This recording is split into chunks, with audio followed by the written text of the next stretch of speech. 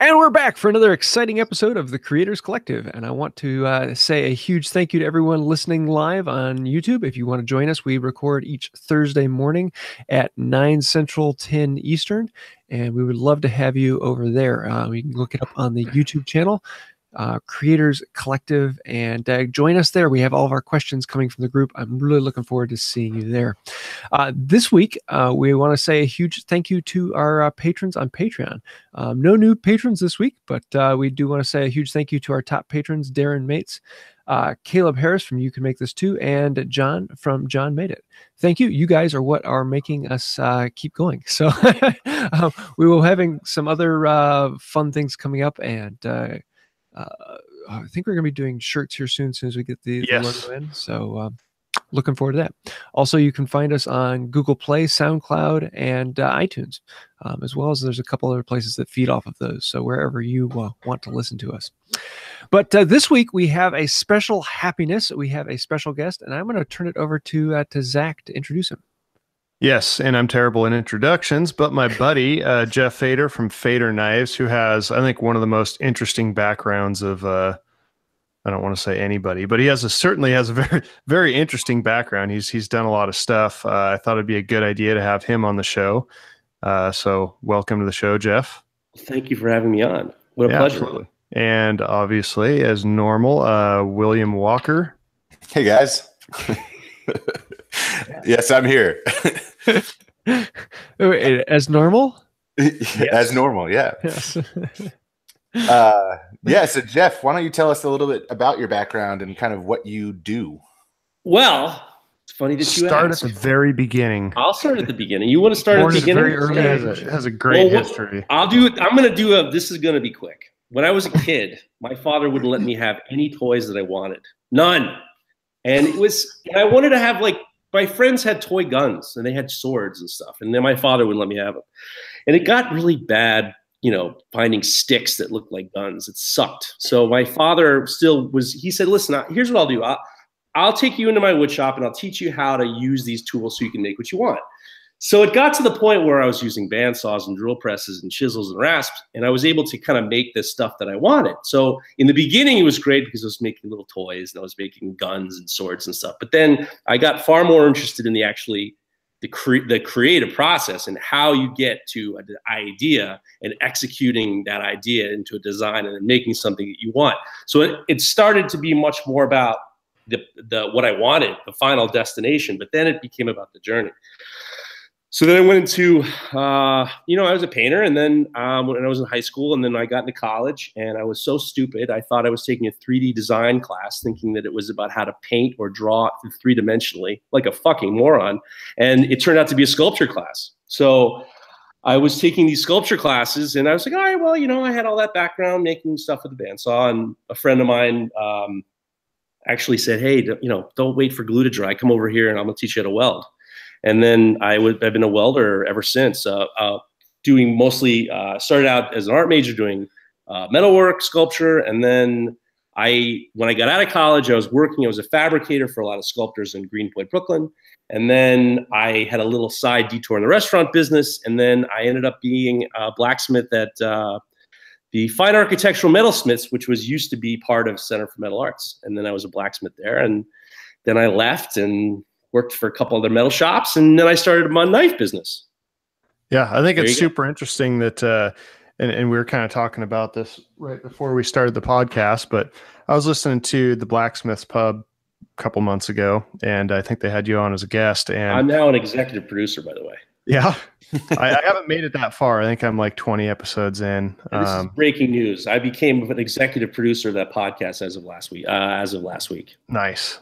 But yeah, I mean, I thought it was interesting that because I've done some sculptural stuff, but they were talking and I like I said, we talked about this right before we recorded, but the minute that you're talking about your first sculpture and that you named it A Street Cow Named Desire, I'm like, I need to be friends with this guy immediately, just solely based off the name. And the piece was amazing too.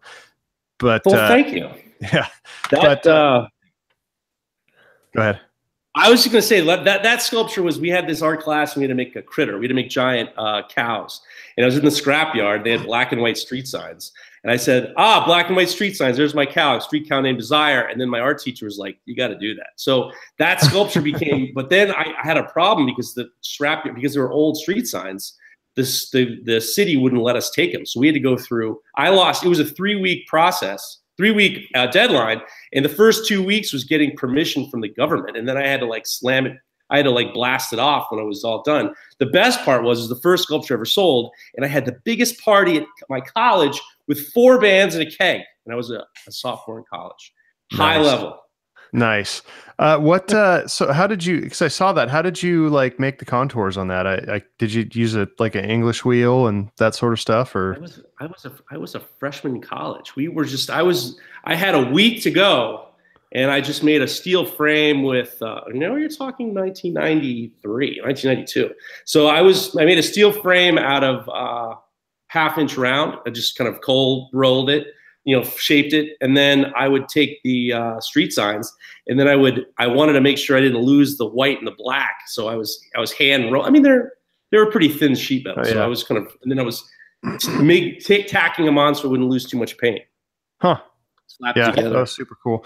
But yeah, just the background, the fact that you have, I think it's kind of interesting that you've done, sculpture. You were a chef for a while, right? I'm not a cook, but it's fine. Okay. Well, chef. Yeah, it sounds better, but I mean, you didn't go to culinary school. You didn't go. I did go to culinary school, but it's like if you haven't, it takes a while to go from cook to chef. I mean, but I appreciate it.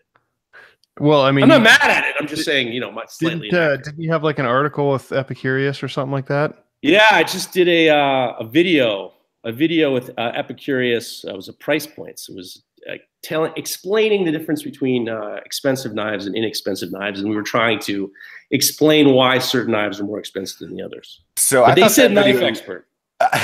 So I thought that video was pretty interesting because I feel like through at least the first half of it, you were kind of leaning on the cheaper knives being more like what a cook or a chef would reach for.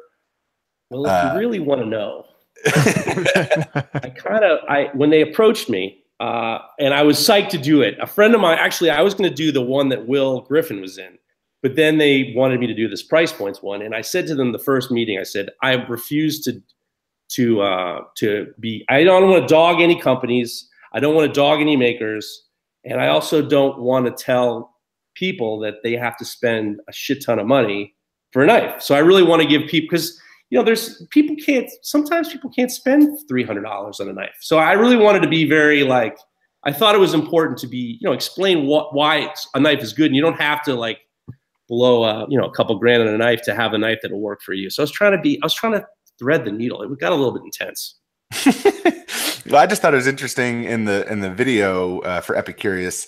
You were like, okay, well, this is a $300 more sculptural knife that will never see use. It was just going to hang in someone's nice kitchen. But then this plastic molded handle knife, that's what the butcher is going to be reaching for. You want some inside baseball on that part?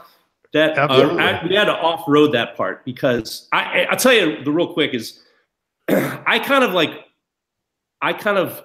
writing the episode wasn't really true, but I really wanted to kind of corral the whole thing in regards to giving myself a little bit more control. So that part was actually supposed to be a Ginsu knife. And what we were going for on the outline was sharpening knives versus knives that are not meant to be sharpened. So a long time ago, somebody figured out Americans don't like to sharpen knives. So they figured out these laser serrations that are unsharpenable, right? You used to get them at places, and that's what Ginsu did. They figured out, oh, these motherfuckers, they don't want to sharpen anything. So let's make them a knife that they don't have to sharpen, right? So then they're making these weird micro serrations, and the next thing you know, they're cutting through shoes and shit. So I said, well, that's a good one to put in, because then we can talk about different ways to sharpen knives. So when we got to the day, we didn't have a whole lot of time, and I'd gotten that knife from Mareko Momasi, that $3,000 one. That guy came through heavy. And they couldn't, I told them this is I want the Ginsu knife. And they couldn't get the Ginsu knife. And I said, you're telling me that I can get a $3,000 Damascus bread knife and you can't cough up a Ginsu knife from Walmart? So we ended up off-roading the whole thing. And we went with that that little thinner Victorinox. And I actually had the CEO of JB Prince, which is this amazing culinary company, and he was there. Tim Music, he's an awesome guy. I've known him for a long time. He's like been selling knives for 20 years, and he actually helped me off-road that because we had to do an audible. It was like it got to the point where we had to change knives, and then we had to like got a little frantic. One of my friends, I used to run a bar up in North Idaho, and one of my friends he was our food distributor at the time, and he was a chef. And I remember I wanted a set of knives, and he's like, "Dude, just get the set of Victorinoxes. They're like what everybody uses." Like, okay. Yeah, it's and funny. I still have them, and they're I've had them for 10 years. It's funny, I think that knives are really funny because now, I'm a knife maker and I make knives, and I try to make my knives. I want to make the best knife possible and give the most amount of value. So in regards to custom knives in general, my prices are right average to a little bit lower than average. And that's kind of where I want to be, because it gets to the point where, I want to make, I'm fooling around with Damascus, I'm fooling around with these integral knives, I'm fooling around with all these different things, but I kind of want to be able to make knives for people that I know and who, if I can't afford my knives, which I kind of can't, I want to be able to kind of provide some value for people and also give people a step into this concept of custom knives and the custom knife world. And, it's tricky. It's a tricky spot. So I've got a segue question. I'm with you. Yeah, man. So for somebody just getting into knife making, total noob, has never made a knife, but has now a knife grinder because they want to get into knife making. What is a good first project knife to try to tackle? Well, it's very interesting that you say that, and I think there's a couple. You have a couple different categories, right? So you have these forged knives, which you kind of need a forge and an anvil and hammers, and the other thing about knife making is that the trickiest part is that it makes it a little bit on the difficult side, is you have to do what's called heat treating. Now, heat treating and tempering are two things that a lot of blacksmiths don't understand. I had a conversation with a couple blacksmiths. They say you get it hot and then you quench it in water. Well, what happens is with heat treating is, and this is, I'm gonna get us back. Don't worry. Just give me a second. So what you're doing is you're bringing steel up to a certain temperature, and then what's happening is the iron carbides are going into solution, and then you're stopping it when they're in the solution and making it hard. So when you bend the steel, it flexes. It doesn't hold the bend, right? So that's the hardest part about knife making. I mean, you can go get you can go get a file and then grind a file down. But if you can't heat treat it properly, you're really not making a knife, you're making a shiv, right? So I always tell people, actually, when I talk to my interns, I usually give them a list of people to watch to kind of get you around the understanding of what it takes to make a knife, even a simple knife. Aaron Goff Customs does awesome videos. I love Aaron Goff. Michael Trolsky Knives. Those two guys make the best videos on how to make a knife with very limited stuff. Well, because talking about heat treatment, you can only do certain things. Like you can't really, without a heat treating oven, you can't do stainless steel. Stainless steel, the temperature that you need to get this, and the soak time and everything, it's a lot higher than if you were just to make a little fire and, heat her up. So what I would suggest is watching those, Aaron Goff and Michael Trolsky, and then maybe I would go with something simple. Go with, those guys do these videos on how to make a knife in one day. Keith Decent suggests, artisanal shiv making. That motherfucker. That guy, he's a hop, skip, and a jump for me. Keith Decent. That fucker's supposed to be down here. He should have been down here. Keith, I'm not watching these comments. I know you. We have to, you've been supposed to get down here a long time ago. He's only 20 minutes away. He could probably be here before the end of this podcast if he wasn't too busy making guitars out of cigar boxes. It sounds like a challenge, Keith. Keith, you know where I am. You got my number. What do you say we should we air the fight next week? No. He's my boy. He's a Hudson Valley guy. Hudson Valley guys are the best. Cool. So let's talk about what we're working on this week. Yes. James, I feel like James should have a chance to talk. Yes. I'm probably not going to be talking too much in this podcast. Sorry. Unless you want to talk about knife scales, I'll do that. But I think we do have a question on that coming up. Yeah. All right, well, James, what are you working on? For me, I was at the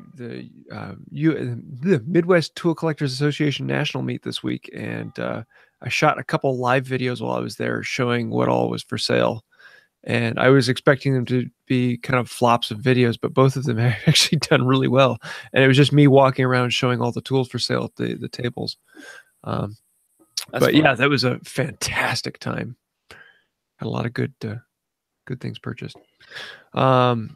Oh, and then I made a box for my daughter for her birthday.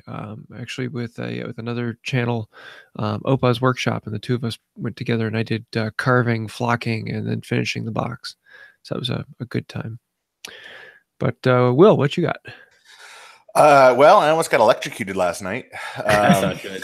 Yeah, so I'm doing all this work on my house. We're putting in a pool, and I'm building the kind of pool house, cantina, bar, hangout area, getting back to my roots in construction. So I had the footers dug, and then my buddy and neighbor is a mason, and he was coming by to look at the block work for the foundation.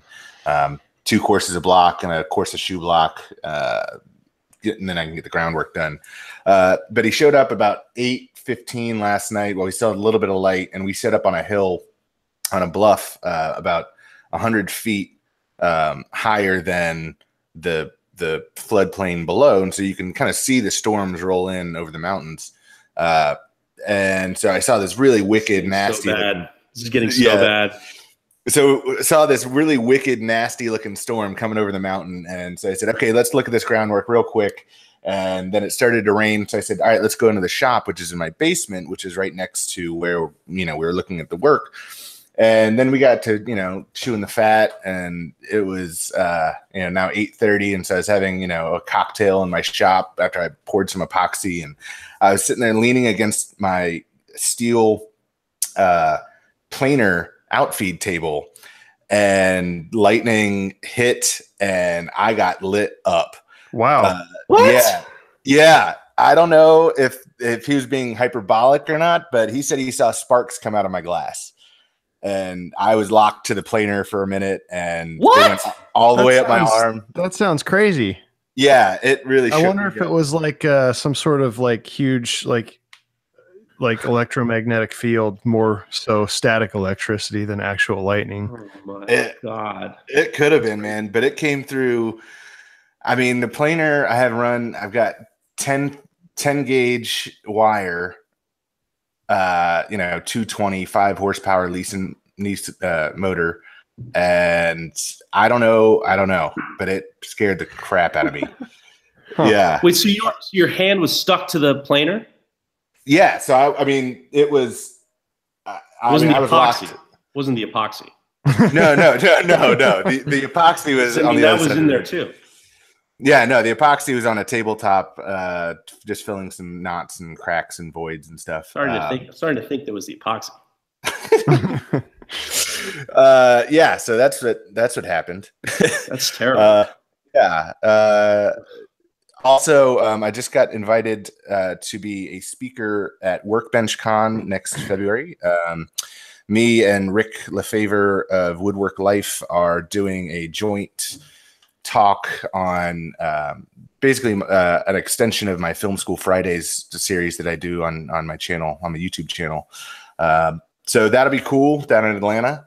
And sweet. I'm doing a joint one with Paul Jackman. So cool. So yeah, I wonder if people are going to have to choose between your talk or my talk. We're going to have to do like one of those like UFC posters where we're just face to face. Yeah, like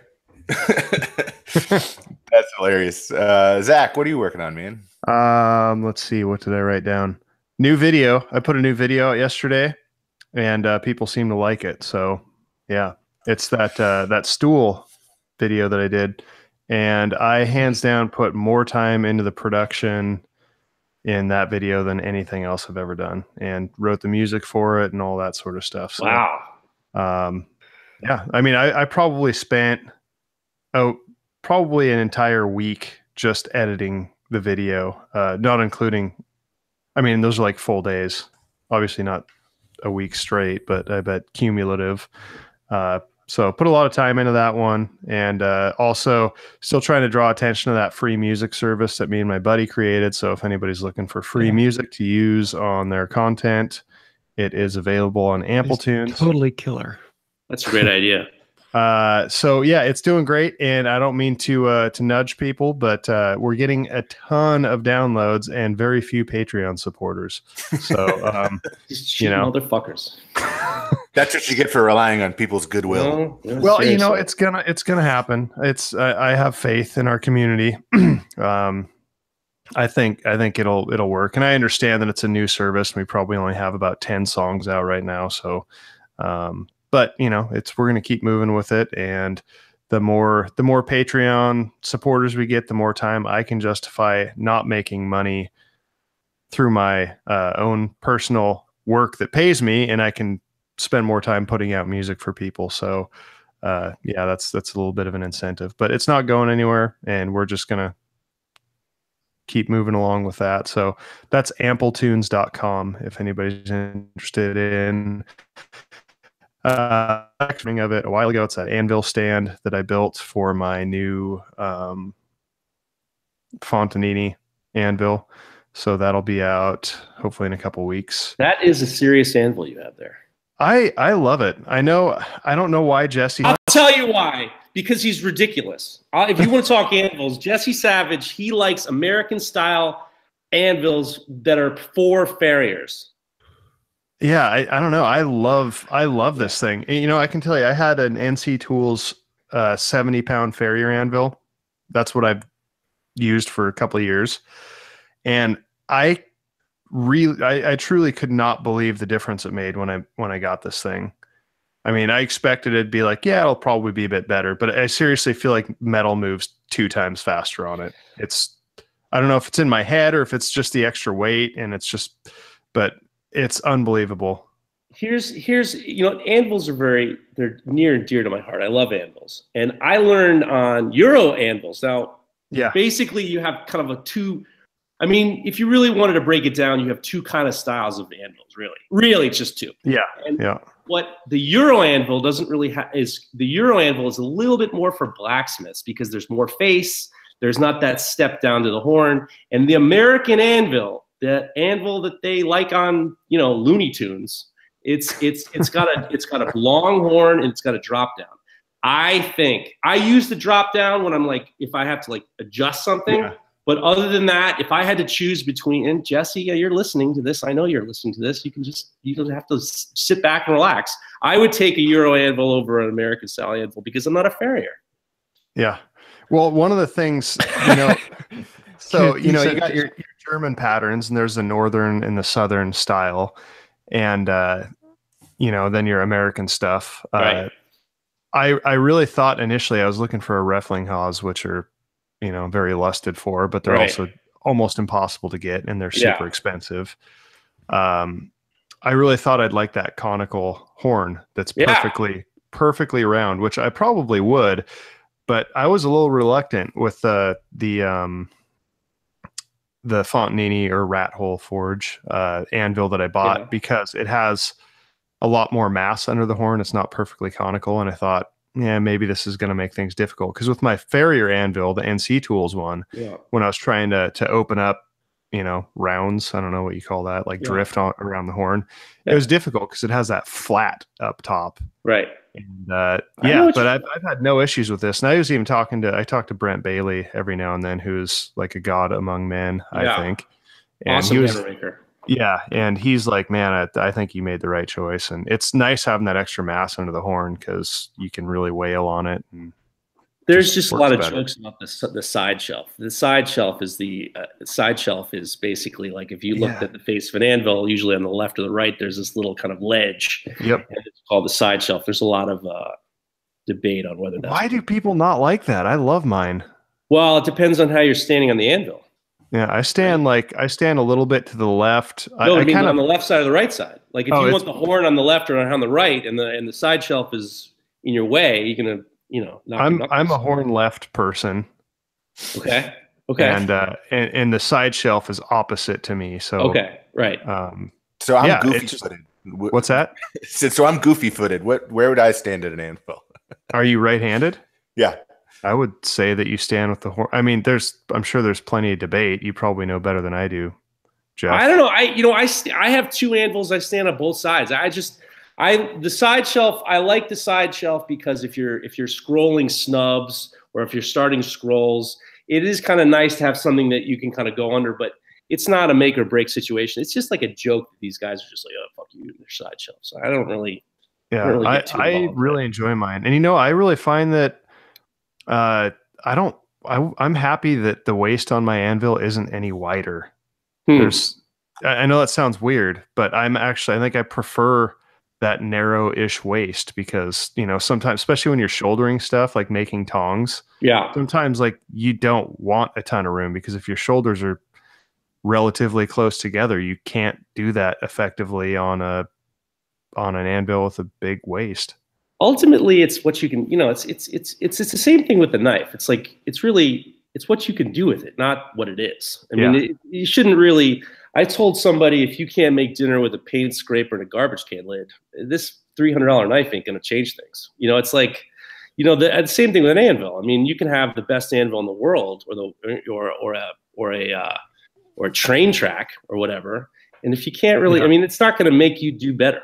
Well, I mean, you see, I'm sure that there's smiths out there that are turning out unbelievable work on terrible. I mean, I hate to, I'm sure it's taboo for any smith or knife maker to discuss forged in fire.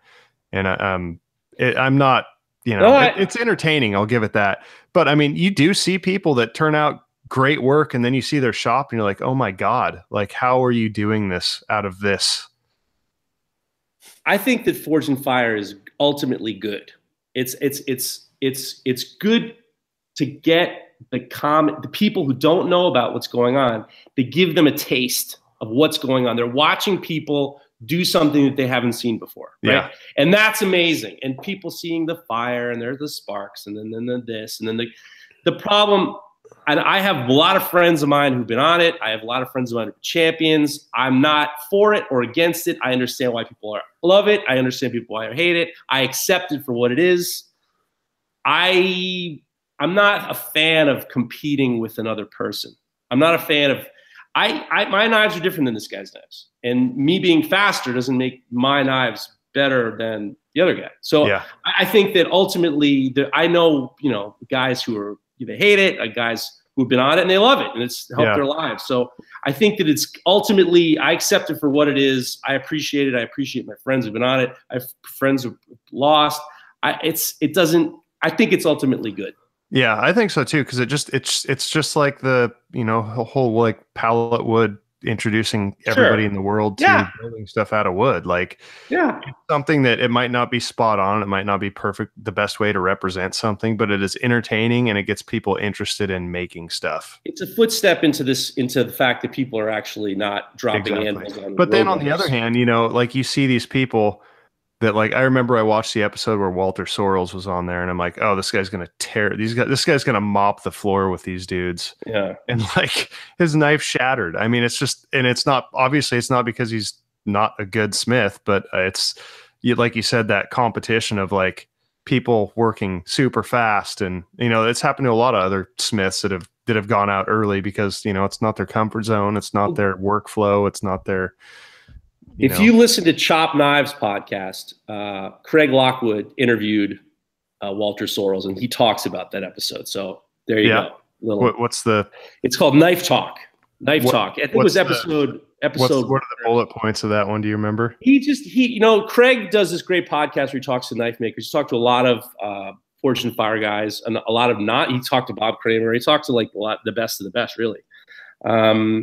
But he talks to Walter Sorrells, and Walter Sorrells explains that you got the lights on and it's hot in there. And I'm saying this because I would imagine it's probably not very well vented. And then there's a million cameras, and you got, you know, master bladesmiths sitting up there watching you, waiting for you to do something bad. I'm sure it's stressful in general, but then all of a sudden the pressure. I was just talking to Mareko Malmasi a couple of days ago, and he said, yeah, he's incredible, but he said the first time it was, you know, it took him, he was on twice. He's like, the second time I felt a lot more confident. And, you know, you don't really get a lot of chances to be comfortable on TV forging. That's true. All right, so I'm going to segue into some listener questions so maybe not forged in fire, you know, TV cameras on you, but this is from Jim Dockrell. What is the biggest error that you see in YouTube knife makers and the knives that they make? The biggest area, I think you left. The biggest, you mean the biggest critique? What is the biggest error you see? YouTube? Oh, error. I thought you said area.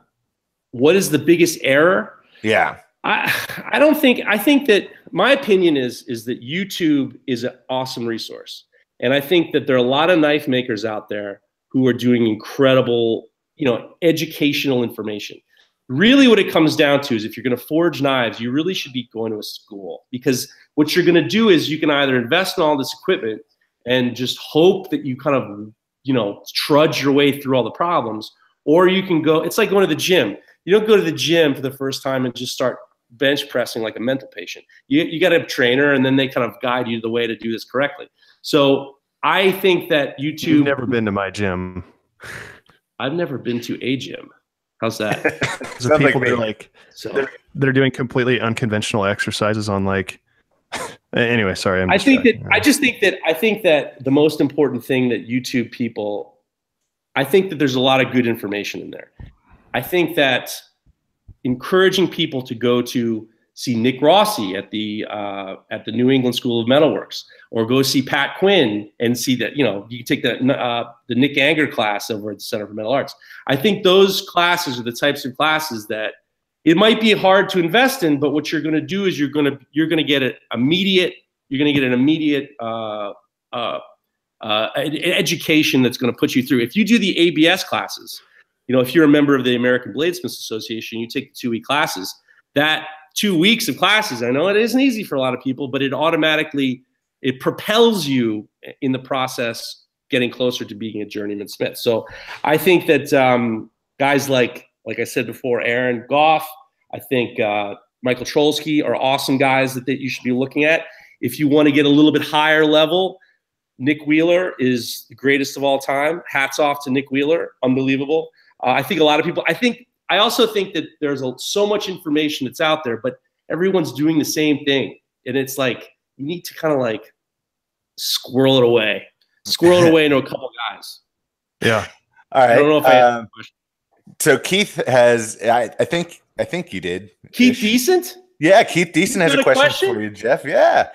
Favorite scale material combo? That is a good question. Keith, how dare you ask me a question like that? Well, so when I was an art major, I really enjoyed color theory. So what I tried to do. Color theory.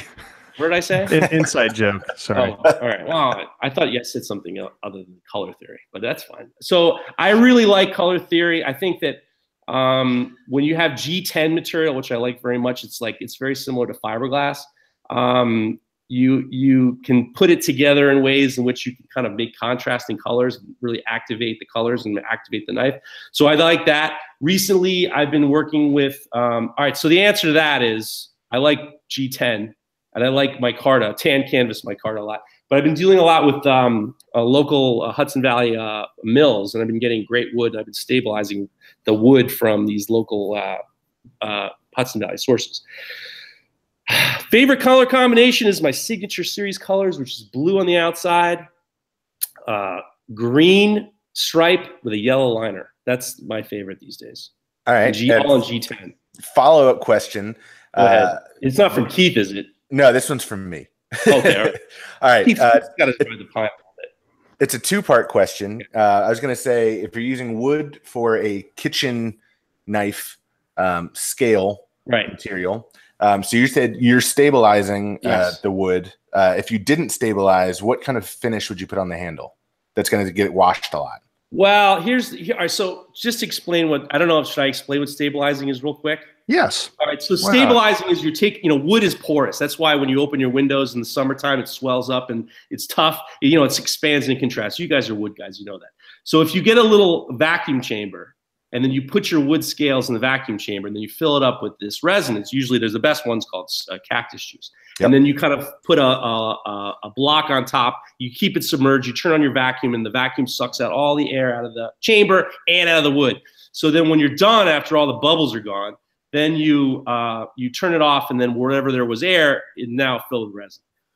And then after a long soak, you give it a bake, and then what happens is all those spaces that there was air is now filled with resin. So there's no contracting and there's no contracting air. There's no expanding and whatever.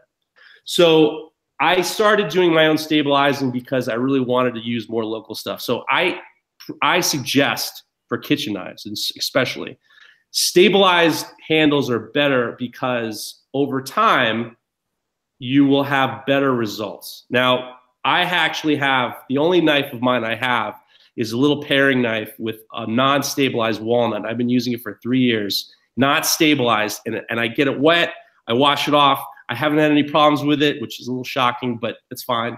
I've been using this wax lately. This clear, too lean wax. I think I've heard of that. Yeah, I think it's in the background there somewhere. This flag wax, great. I'm not a BLO guy. I'm off BLO. All right. Okay. Them's fighting words. You ever used Paduk for handles? I have not used Paduk. Such a good looking wood. I bought a chunk of it the other day. I know it's probably a little bit more porous than ideal, but I'm sure there's. It's beautiful. No, I just got back from the Blade Show, and my business partner and I went down, and we blew $1,000 on wood. It was pretty hard not to. It was. Yeah. When you go to the Blade Show, the great thing is you can actually see the wood. So instead of like looking at a picture, you can actually pick it up. And what was the highlight of the Blade Show? Seeing my friends. That was really great. Actually, Alex Steele jumping out of a bush and hugging me was pretty amazing. That was bizarre. He just kind of he snuck into the Blade Show, and then he made his rounds, and that was bizarre. I was having a drink with a couple of knife makers, and all of a sudden he just kind of pops out. That was like a awesome. leprechaun. I like to highlight one of the things on my Instagram stories is when he and Liam Hoffman had an arm wrestling contest in the hotel lobby. I thought that was just there's hilarious. a lot of arm wrestling going on over there. Well, I don't care about the rest. It was just funny seeing those two. Yeah, no. Yeah, Liam. I think Liam gave him his. I don't know what happened genetically to Liam Hoffman's arms, but for big dude, like a 20-year-old kid or 21-year-old kid, he's got some good genes. Well, works hard. Another question. It's funny. This is completely on the fly. I almost ordered. So we just got one of the best things that has ever happened in my life. My wife and I bought a Costco membership like a week ago. Right. And we've already spent like probably $900 there. And like 25 pounds of macadamia nuts. We have like a lifetime supply of staples. Like we will never have to buy toilet paper again. We'll never have to buy flour or sugar or like we're set for life there. And they have like a great wine and cheese selection, which is phenomenal. Right. Anywho, so we got a whole bunch of cheese, and I'm like, man, I need a good cheese knife because everything I have sucks. You have any recommendations? No. No. My wife wanted me to make a cheese knife too, and I said, I don't.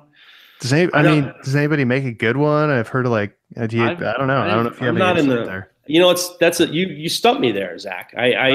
Good oyster knife, good chef's knife. Cheese knife. I think I have I don't know. I'm a big Layolle fan. Layolle has been a knife brand from France that I've always liked. How do you spell that? Oh God, Lagoui.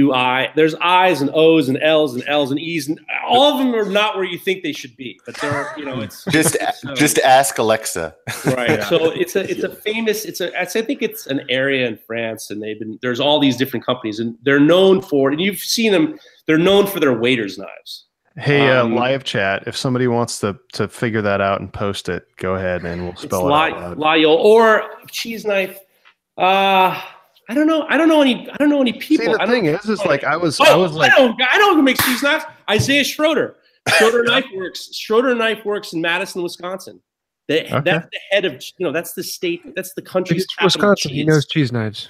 Isaiah is the greatest. He's actually. So here's the tricky thing Isaiah is like I did like an internet search and I'm like, oh, okay, there's all these great companies, and then you go to their page and they're like, well, this is the knife that you want to cut like super soft cheese, and it's like this is the one for medium hard cheese, and they're like, this is one for medium to super soft hard cheese. And it's like I just want a knife to with cheese. You have different softnesses as well as you have different adhesives.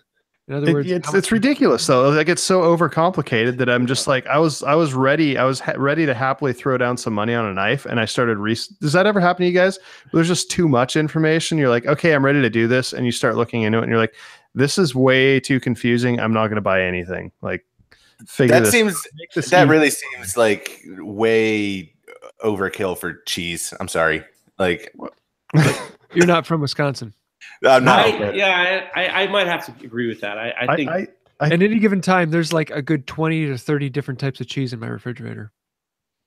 Wow, that's crazy. That's ridiculous. So you must have an excellent cheese knife, right? a series of different knives for different cheeses. See, I don't believe it. That's so you say Jesus Christ? That's outrage. All right, I say you go to Schroeder. All right, here it is. You go to Isaiah Schroeder Knife Works. He makes awesome cheese knives. That's okay.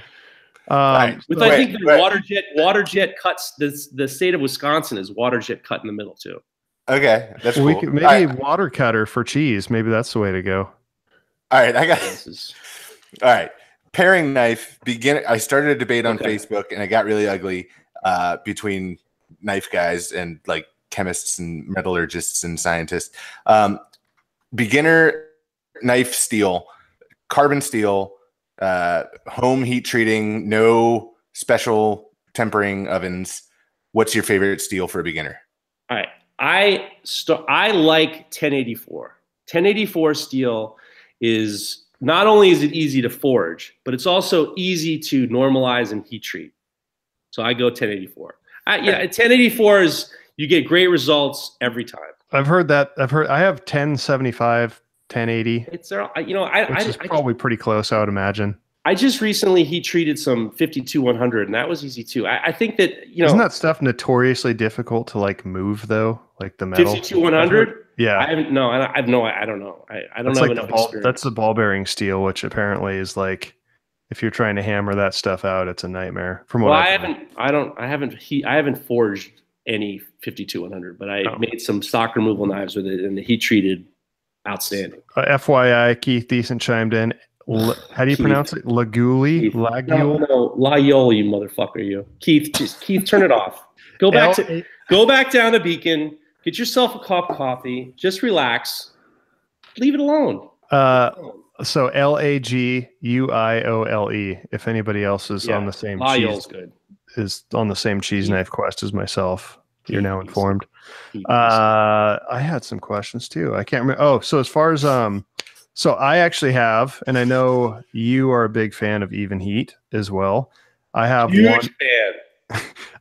I have one of their ovens that's just shipped yesterday, so I'm going to get that in the next few days. It's their nice 22.5-inch deep, something or other. Is that the LB?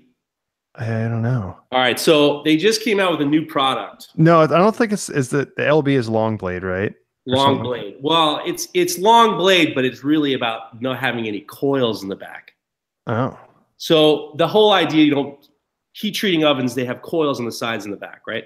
So when you're ordering an oven, you're basically, it depends on the kind of knives that you're making. So if you're making small, like paring knives or EDC knives, if you have an 18-inch oven with coils in the back, it's not a big deal. But the longer your knife is, the closer they are to the coils. So your temperature is being read in the middle of the oven, right? So if your knives are on the longer side and it puts your tip of your knife closer to the coils, you might be getting your tips a little bit hotter than you would want them. So they came out with these new ovens they call it the LB, long blade. There's no coils in the back. So if you have an 18-inch oven, but you're only making 16, 17-inch knives, the tip of your knife isn't next to the coils. So you're getting more of an even heat and you're not burning the tips of your knife. Yeah. Let me see. What did I get? I'm going to look right now. But anyway, no, I think I got the KF 22.5. That's great. Maybe. Great. I tell you one thing about Even Heat, and I'm you can say I'm a shill for them. I love those guys.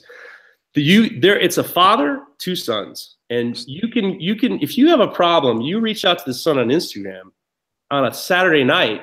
He's going to respond Saturday night. These guys their customer service is amazing. I will say I don't know the intricate details of the company, but I've been talking with Spencer. I don't know. Spencer's great. I love Spencer. Yeah. I don't know which member of the family he is, but I will say that he's gotten back to my emails at like 8:30 p.m. on like Saturdays. So like it's really nice to deal with a company that you can tell, and from what I can tell, they're a big company. I mean, they make a lot of stuff, and I think they're probably 5 or 6 weeks out right now, which means they are. Well, they have to busy. make an order. I mean, that's the thing.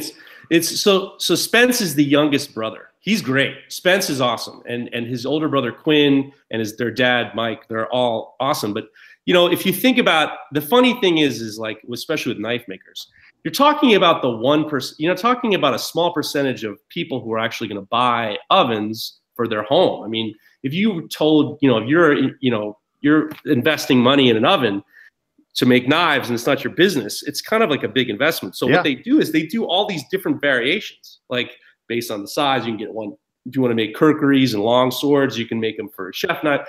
They're making all these incredible variations.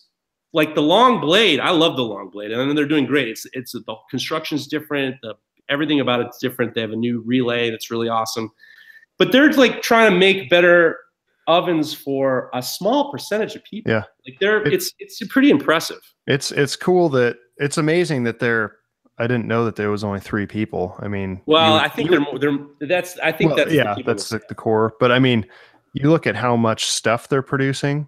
I mean, it's incredible. Pretty much, I would say that they're probably the #1 out there. There's what's the Octa or whatever. There's some other company out there that. Well, my opinion is like, I've used Paragon ovens. They're great. I met with the guys at some other places, and I would never say a bad word about another company. What I know is based on my experience. When I ordered my Even Heat, I got it from USA Knife Maker. And I got the one that was, my first one was at my shop in my house. And I was like, I'm not going to put another 220 line in. I got the 120 line. Well, the 120 oven is great.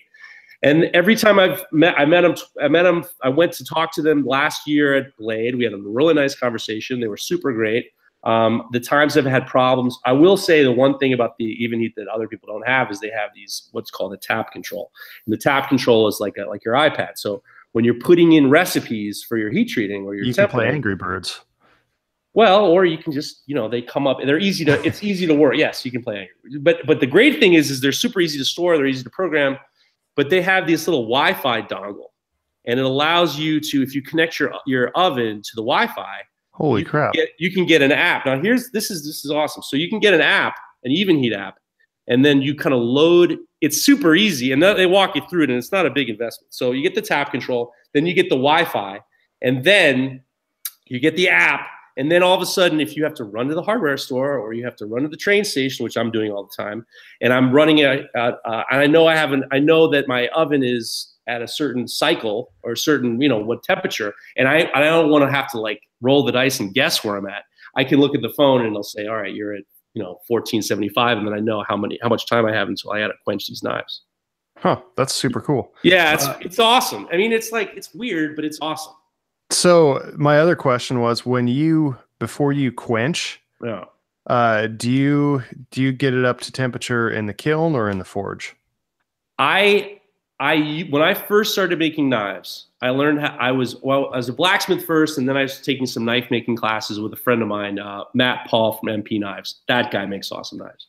So when I first started doing it, I was a blacksmith, so I didn't know from kilns and heat treating ovens. So I was doing everything with a forge. When I started to get involved with kilns, because when you're doing stainless steel, you have to get, if you're heat treating knives at 1500 degrees, that's carbon steel knives or whatever. Austenites around 1500 degrees. But if you need to go up to, stainless steels like 1900, sometimes 1950, and you have to hold it for a specific amount of time, that's when you have to jump in the kilns.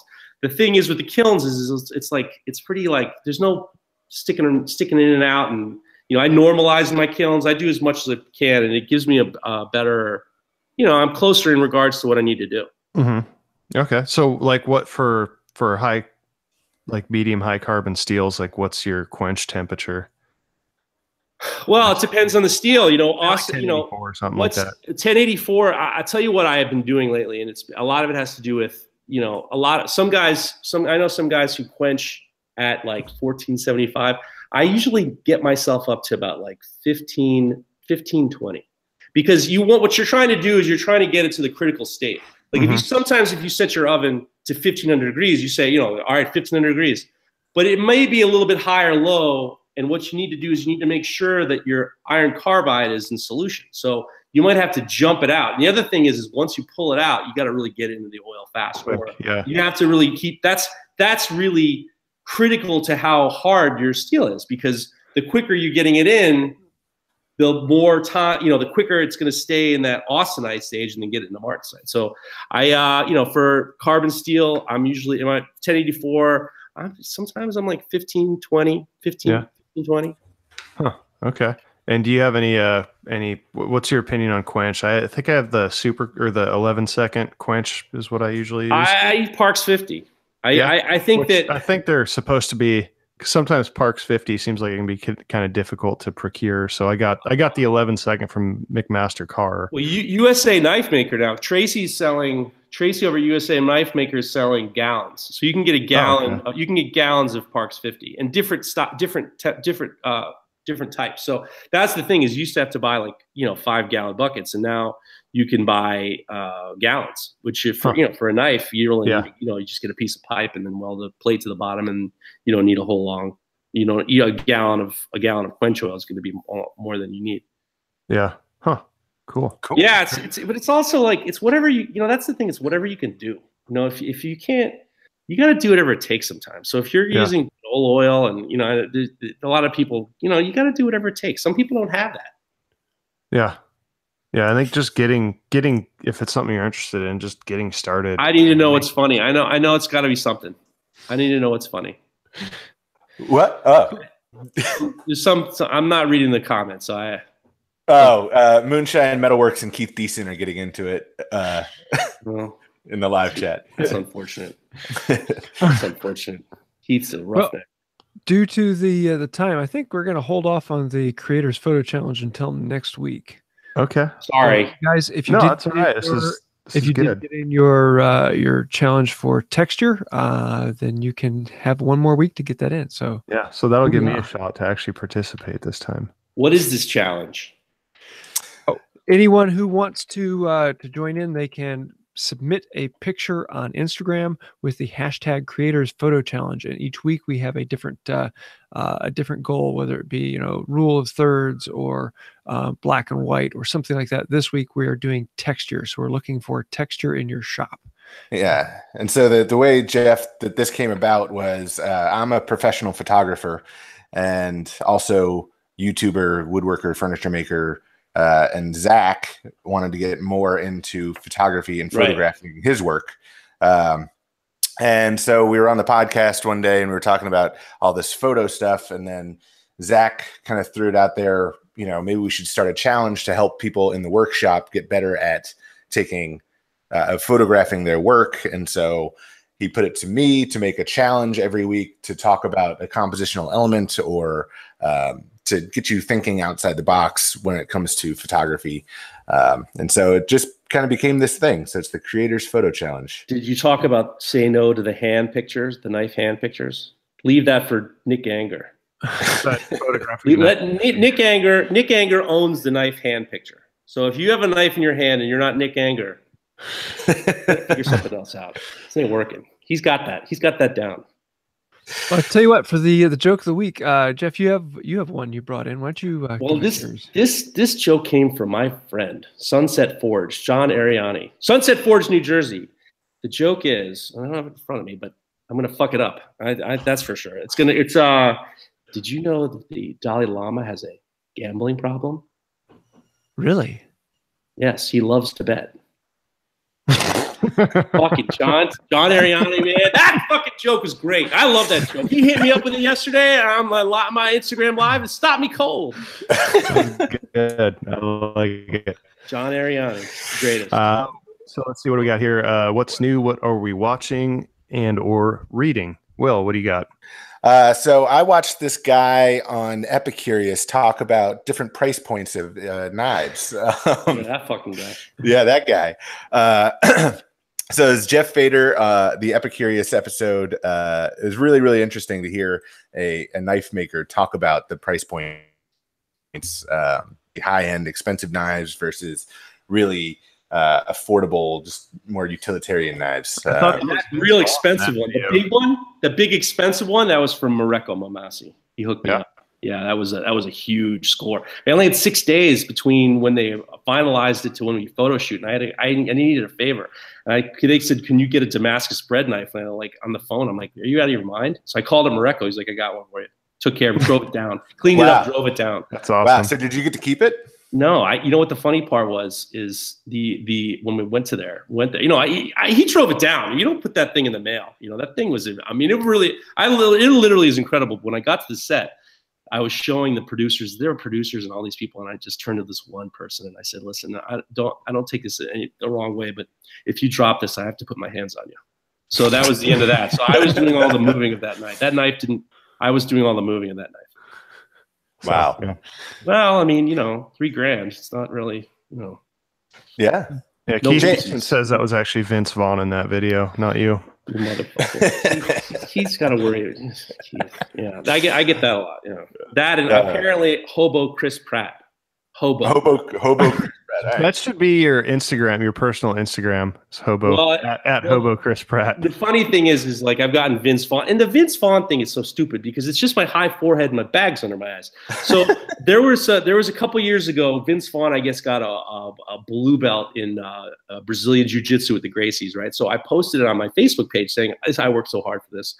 This is like the hardest thing I ever worked for. I'm so glad I did it. I stuck with it." I mean, there's clearly Vince Vaughn. I'm getting all these congratulations to the point where I saw someone at a hammer last week and they're like, "That's really great that you're into martial arts." I'm like, "It wasn't me."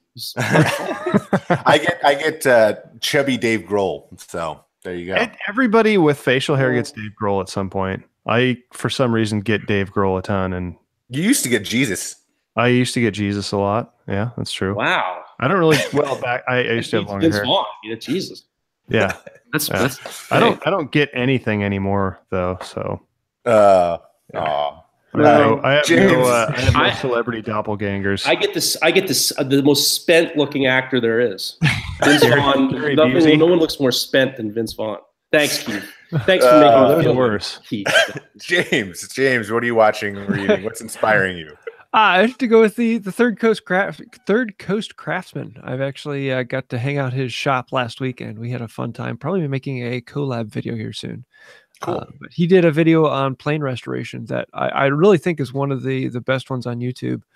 Really going into detail and talking about different methods. Very well done. So definitely check out the Third Coast Craftsman.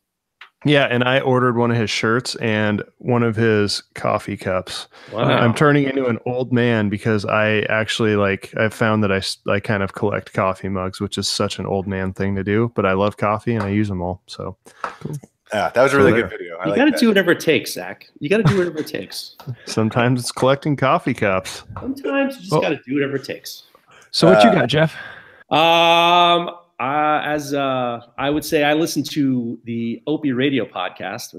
What's that?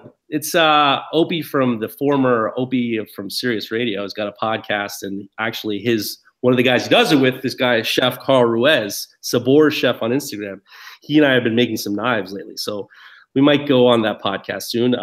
That's a great podcast. Lots of food talk, lots of funny jokes, funny comedians and stuff like that. I listen to that. I listen to the Blacksmiths Pub podcast because I'm on the board of directors there and I'm now the executive producer.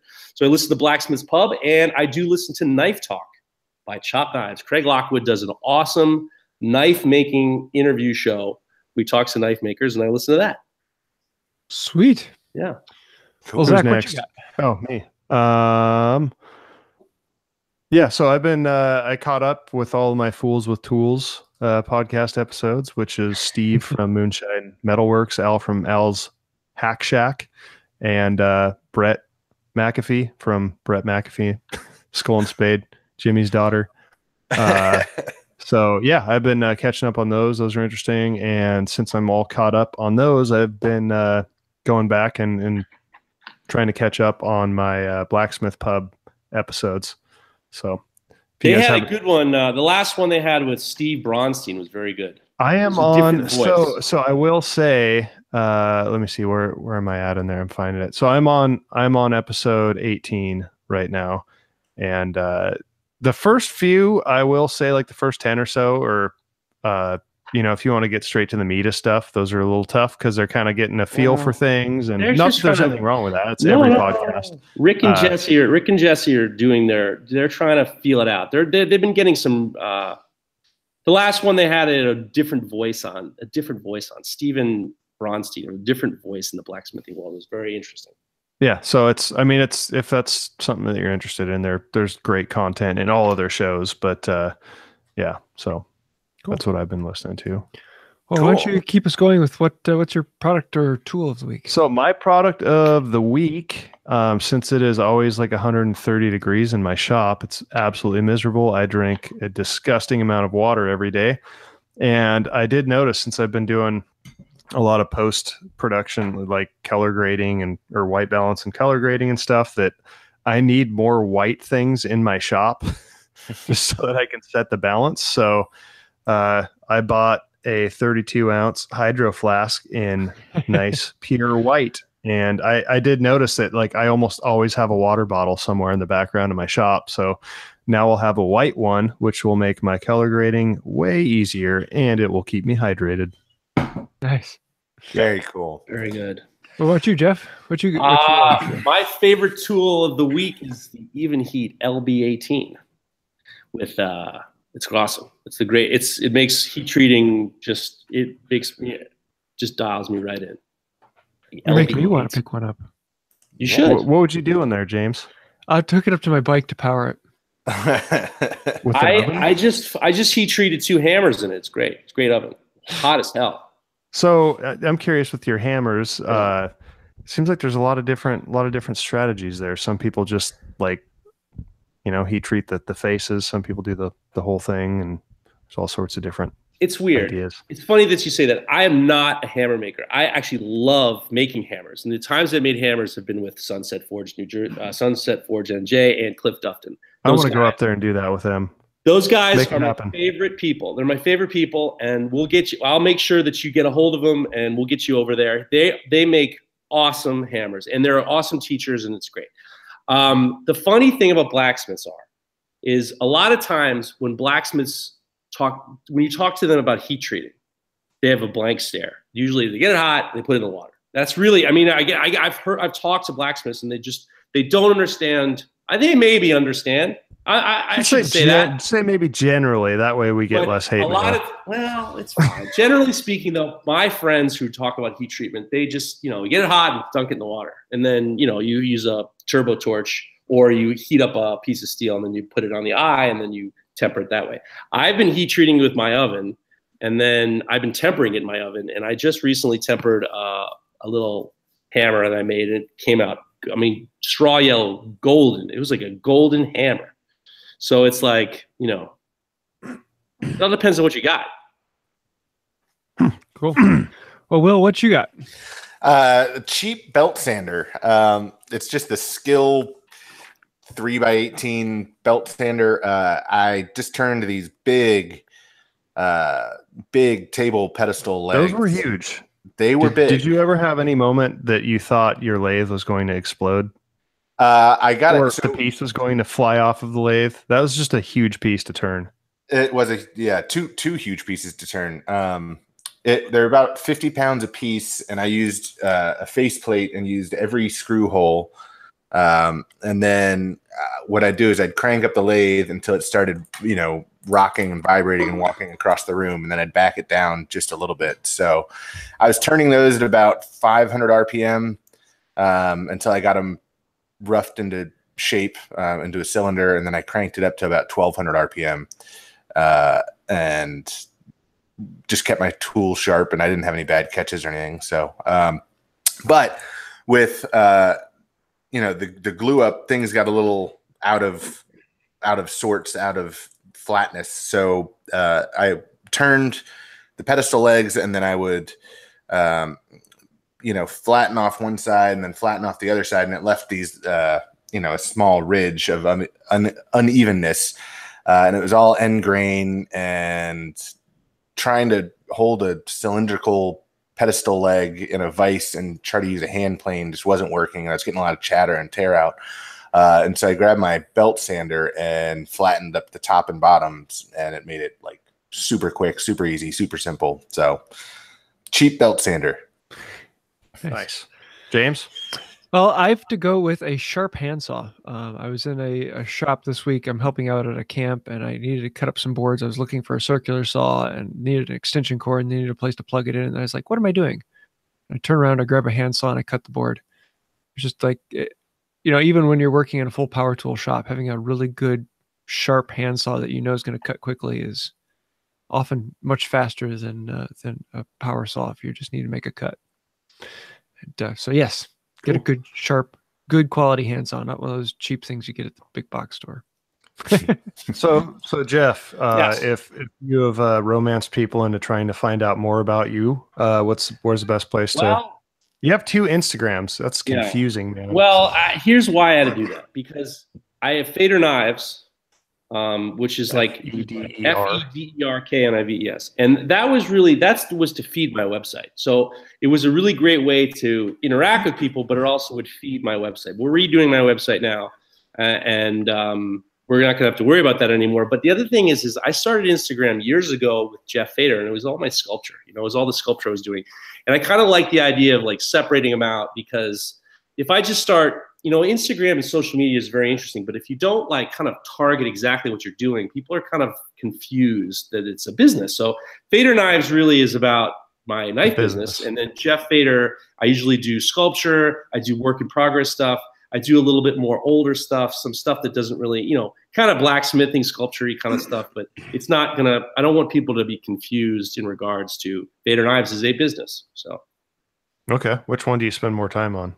I hate going on both of them, but I do a lot of Instagram Live. I try to do Instagram Live once a week, and it's become very fun. And I do it because it gives me an opportunity to I feel like that, when I do stuff like this and when I do the Epicurious thing, I really need to be a little bit more concise. So the Instagram Live for me has been really great in terms of stretching that muscle of talking. Yeah, I've seen some of your Instagram Live stories, and they're really good. Well, sometimes they could I don't do them very often because I'm usually really awkward when it's just me in front of the camera and text. But you don't have that issue. Well, the funny thing is you're just not an awkward guy, Geoff. Well, you'd be surprised. I'm actually an awful human being, so that's fine. But that was very nice of you to say that. So my online avatar is working. So basically, I really wanted to be able to stretch. I used to podcast years ago, and I loved doing it, and it was just too much of a time commitment. So the Instagram Live is great for me because I'll try to schedule it a beginning, middle, and end, try to make it episodic. And then I've been getting a lot of people want to talk. So Alex Steele hops on all the time. Mareko Balmasi stops on all the time. I don't do a lot of the twofers because most people don't have good Wi-Fi. And then I had one day I had Nick Rossi, and then right after Nick Rossi I had Mareko and Alex Steele, and all of them had shitty Wi-Fi. And that's what people like, because I'm starting to pull my hair out screaming into the phone because I have the 3 best knife maker guys in the world. You know how hard it is to get Nick Rossi to do anything? He's unbelievable. I was pulling my hair out, and everyone liked the fact that I was losing my mind. So we just, every once a week I try to do that. I try not to lose my mind, but it always ends up being. So the answer is Feder Knives for Instagram. Also, you have shirts for sale. Is that correct? No. Okay. Well, I will. You know what the funny thing is I don't now. The shirt thing is fun, and I'm going to have more shirts, but it's a pain in the ass. So when we have my website relaunched, we're going to have the option to buy T-shirts, and We're going to do t-shirts again. I love shirt. You can set me up with a shirt. I'll send one. I'll send one to you. T-shirts are good. I'm currently. I did hats and t-shirts, but it's like all of a sudden the sales tax is such a production. So yeah, I'm actually getting a new t-shirt design by the kid who did this. Dean. Okay. So we're gonna. Well, I'll buy one of those from you. Yeah. Well, when we get them out, when we get them and we put them on the website, I'll have them for you. I'll have them. Okay. All right. So to wrap up the show, Geoff, do you want to leave us with any words of wisdom on somebody who wants to get into knife making? I'm with you. That's the words of wisdom. You just gotta. Here's what it comes down to. What it comes down to is you can't do the things the way people tell you to do them. You kind of have to do it the way you feel is right for you. So if you want to learn how to make a knife, go ahead, watch some videos and try to take classes and ask questions. And the knife making community is very generous. And a lot of these guys on Instagram are very willing to talk to you and help you and push you in the right direction. And, you can reach out to me, and I rarely ever don't respond to someone. So you just got to do whatever it takes. I'm with you. Cool. And with you as well. I'm with you. That's it. That's the best way to end it. I have that Avril Lavigne song stuck in my head the rest of the day. Yeah.